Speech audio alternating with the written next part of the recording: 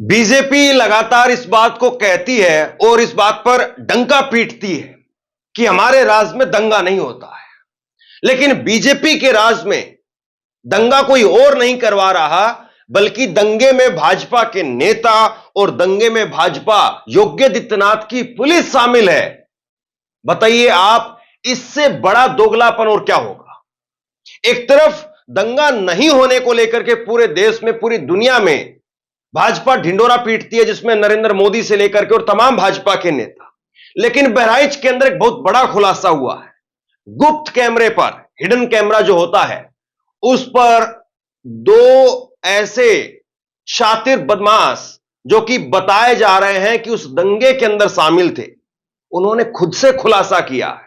उन्होंने कहा है कि 2 घंटे के लिए पुलिस पीछे हट गई थी, खुली छूट दे दी गई थी और कुछ लोगों ने गद्दारी कर दी, वरना पूरा शहर जला करके रख देते। यह लाइन आपको सुनने में कितनी अजीब लग रही होगी ना। वाकई बहुत अजीब है, बहुत दुखदाई है कि लोकतंत्र में जिनके हाथ में रक्षा करनी, सुरक्षा करनी है, जो चुनाव के अंदर जीत करके उस कुर्सी पर बैठे हुए हैं, और अगर वही अपनी उस कुर्सी को बचाने के लिए अगर इस प्रकार की घटनाएं करवा रहे हैं, तो इससे दुखद और कुछ नहीं हो सकता है। भास्कर ने एक बड़ी स्टोरी की है और भास्कर की स्टोरी को आप देखिए। बहराइच हिंसा, उपद्रवी बोले 2 घंटे पुलिस वाले हट गए थे, लोगों ने गद्दारी की, नहीं तो महराजगंज खत्म हो जाता। सोचिए, एक शहर को जलाने के लिए किस तरीके से पुलिस उपद्रवियों के साथ में मिली भक्ति का खेल खेलती है। और उसके बाद में जब 2 मुसलमानों के पैरों में गोलियां मार दी जाती है, तो हम खुश हो जाते हैं कि योगी पुलिस जिंदाबाद, चूड़ी टाइट कर दी, मुल्लों को ठिकाने लगा दिया, एनकाउंटर कर दिया। रूबिका लियाकत जैसे लोग वो खबर देते हैं कि एनकाउंटर हो गया है, उस पुलिस पर तालियां पीटी जाती है। लेकिन ये जो खुलासा है ना साहब, उत्तर प्रदेश पुलिस की जो कालिक है, उसको सामने ला करके रख देता है। कल तो हम लोग महराजगंज में थे, 2 एजेंसी जल गई, गाड़ियां जल गई, दुकानें जल गई, कई महंगी महंगी गाड़ियां फूंक दी गई, कई बंदे एक साथ गए थे। जरूरी नहीं कि हम फूकेंगे, जिसका नंबर आएगा वही फूंक देगा। कुछ लोगों ने गद्दारी की, नहीं तो पूरा महराजगंज खत्म हो जाता। पुलिस वालों ने टाइम दिया था 2 घंटे, सारे पुलिस वाले भी हट गए थे।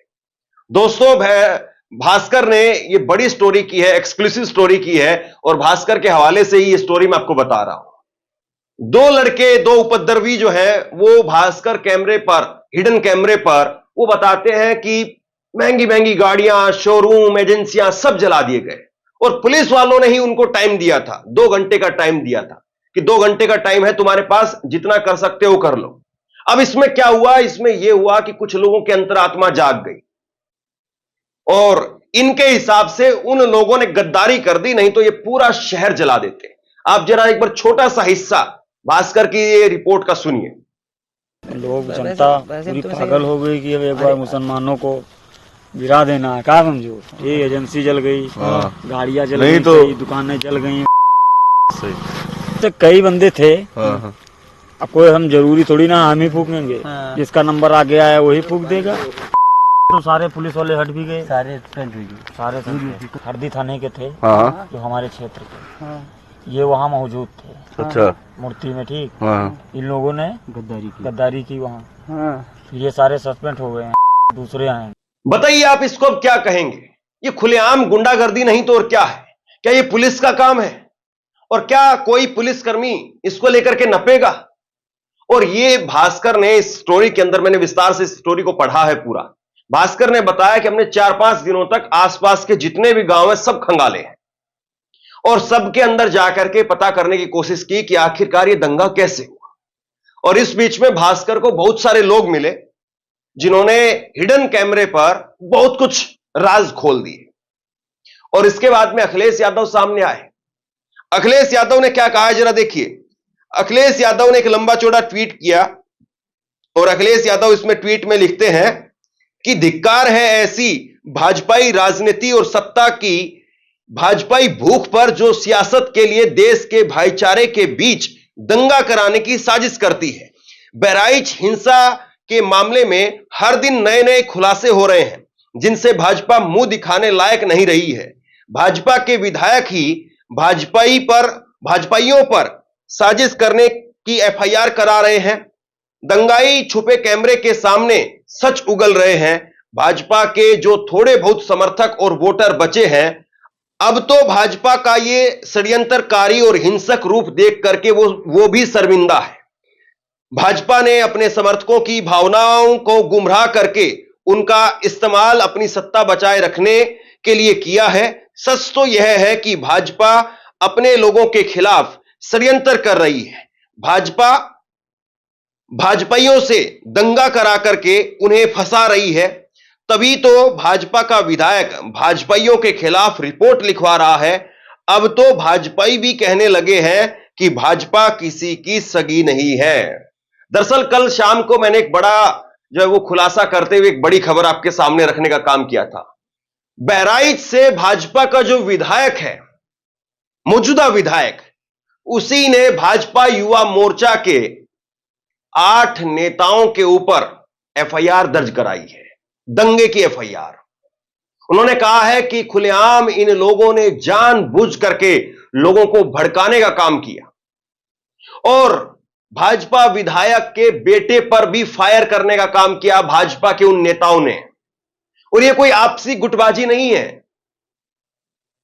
और भाजपा के जिस विधायक ने किया है, कल जो एफआईआर उन्होंने करवाई है, जो एफआईआर की कॉपी मैंने आपको दिखाई, अब उसके बाद में भास्कर की इस रिपोर्ट में उस विधायक के बारे में बहुत कुछ लिखा है, आपको देखना चाहिए। एनकाउंटर के बाद में जब घायल सरफराज और तालीम को जिला अस्पताल में भर्ती कराया गया तो वहां पर भारी फोर्स तैनात कर दी गई। हमारी टीम की मुलाकात हरदी थाने में तैनात रहे एक पुलिस अफसर से हुई। इनकी हम पहचान उजागर नहीं कर रहे हैं। पुलिस अफसर ने विधायक को लेकर के बड़ा खुलासा किया है। बताया कि विधायक से पूछे बिना आसपास के 4 थानों में 151 जो कि मामूली केस होता है, उसमें भी एफआईआर तक दर्ज नहीं होती है। विधायक जी का पूरे जिले में होल्ड है, डीएम एसपी तक उनकी बात सुनते हैं। पुलिस अफसर ने बताया कि हमें सूचना मिली है कि राम गोपाल मिश्रा की पहले से ही अब्दुल हमीद के परिवार के साथ में टसल थी। अब्दुल का बेटा जिसने गोली मारी वह बदमाश है।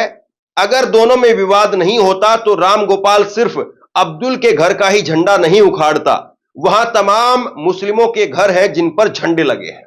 तो भास्कर की इस रिपोर्ट में एक और बड़ा खुलासा हुआ है।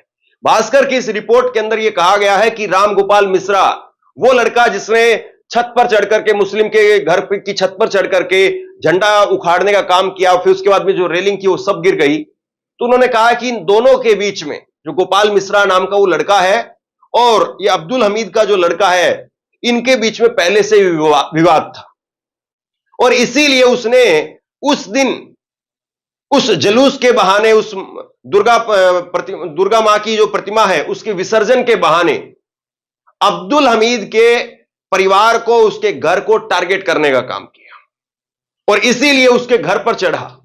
बाकी तमाम लोगों के घरों पर इसी प्रकार से झंडे लगे हुए हैं, लेकिन उसने किसी के घर को नहीं छेड़ा, किसी से उसको कोई आपत्ति नहीं थी। इसी घर पर टारगेट क्यों हुआ?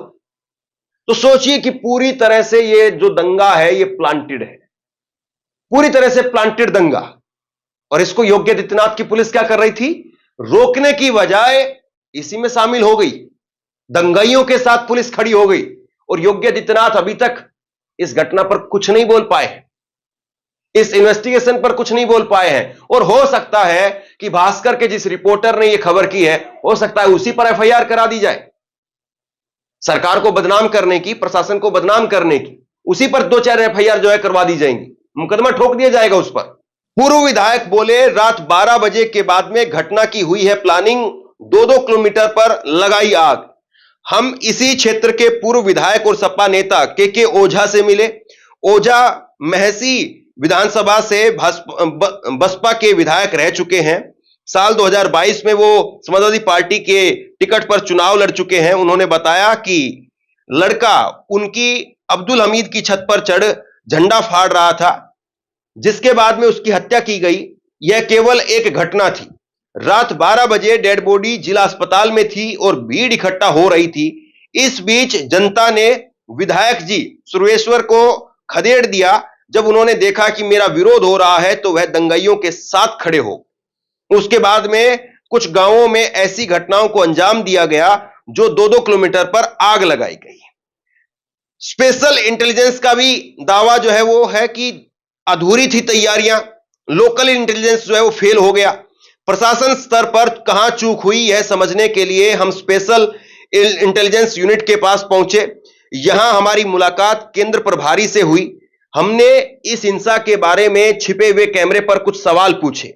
उन्होंने कहा कि 13 अक्टूबर को महाराजगंज में हुई घटना को रोका जा सकता था अगर मौके पर पर्याप्त पुलिस बल होता, लेकिन वह नहीं था। राम गोपाल मिश्रा की हत्या के बाद क्षेत्र में तनाव की स्थिति बढ़ने लगी। अगले दिन 14 अक्टूबर को उसकी डेड बॉडी गांव पहुंची तो उसको लेकर के तहसील तक वो लोग पहुंच गए। साफ तौर पर पुलिस की लापरवाही नजर आती है, कहीं ना कहीं लोकल इंटेलिजेंस का फेलियर है। 2-3 चीजें यहां पर समझने वाली बात है। एक तो स्पेशल जो इंटेलिजेंस के लोग हैं वो इस बात को कह रहे हैं कि जो लोकल लेवल पर जो पुलिस का नेटवर्क था वो पूरी तरह से फेल हो गया। दूसरी बड़ी बात, जिस विधायक को लेकर के ये कहा जा रहा था कि उसने भाजपा के 8 लोगों के ऊपर एफआईआर कराई है, अब वहां पर जो लोकल नेता है वो कह रहे हैं कि ये जो विधायक है भाजपा के ये भी कम नहीं है, ये भी दंगाइयों के साथ खड़े हो गए। मतलब इस पूरे मामले के अंदर इतना घालमेल है कि मत पूछिए। किसी का बेटा मर गया, किसी के घरों में, मकानों में, दुकानों में आग लगा दी गई, और अब जो है वो इतनी छीछालेदर हो रही है जो इंसानियत को तो शर्मसार करती ही करती है, और उसके साथ साथ पुलिस प्रशासन, राजनीति, सब में इतनी गंदगी और इतनी कालिख वो सामने ला करके रख रही है कि लगता है कि इस हमाम में सब नंगे हैं। और पुलिस का जो नेटवर्क है, अगर कम से कम वही दुरुस्त होता तो यह घटना रोकी जा सकती थी। नेताओं की नेता नगरी दूर खड़ी रह जाती अगर पुलिस अपना काम ईमानदारी से करती, लेकिन ना तो पुलिस ने अपना काम ईमानदारी से किया, यह पहले प्राथमिक तौर पर अभी दिखाई दे रहा है, और ना ही पुलिस पर्याप्त थी। भास्कर की इसी रिपोर्ट में जो है वो आगे देखिए, 10-15 पुलिस वालों के भरोसे जुलूस की सुरक्षा थी। विसर्जन जुलूस में 1000 से ज्यादा लोग पहुंचे और यहां आसपास के 30 गांवों की मूर्ति विसर्जन के लिए निकलती हैं। महसी तहसील में 15 से ज्यादा मूर्तियों का विसर्जन हुआ।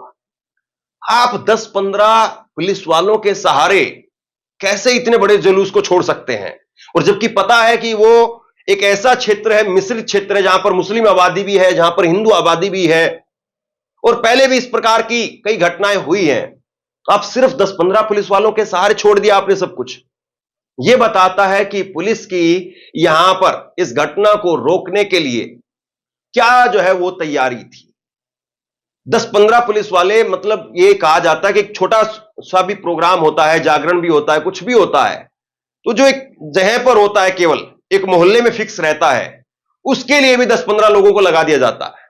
और यहां पर तो जुलूस था जो निकलना था लंबे कई किलोमीटर तक का, और आपने सिर्फ उसके लिए 10-15 लोगों को लगाया। वहां पर जानकार लोग ये बताते हैं कि पहले भी जब जुलूस निकलता था तो पीएससी को लगाया जाता था छतों के ऊपर, ताकि किसी प्रकार से दंगा ना हो और जो भी खुराफाती लोग हैं उनके ऊपर नजर रखी जा सके। लेकिन इस बार ऐसा क्यों नहीं हुआ? क्या पूरी तरीके से यह माना जाए कि पुलिस जो है इस दंगे के पीछे खड़ी हुई थी? अपने आप में बहुत शर्मनाक खुलासा है। और सोचिए कि अगर यह घटना अगर किसी और दूसरे राज्य की होती तो मीडिया इस पर कैसे राहुल गांधी, अखिलेश यादव और तमाम नेताओं को कटघरे में खड़े करती, उनसे जवाब मांगती, उनके इस्तीफे मांगती। लेकिन अब मरने वाले मर गए, जलने वाले जल गए, जिसका नुकसान होना था उसका हो गया, और मीडिया जो है वो भाजपा की सरकार है तो चुप बैठी हुई है। आप लोग इस खबर को आगे तक पहुंचाइए, लोगों तक पहुंचाइए कि कैसे दंगे के पीछे घिनौनी राजनीति है। नीचे कमेंट बॉक्स में अपनी राय लिख करके जरूर बताइए। इस वीडियो को शेयर कीजिए और इसी तरह की तमाम खबरों के लिए ऑनलाइन न्यूज इंडिया को सब्सक्राइब कीजिए। आपका बहुत बहुत धन्यवाद।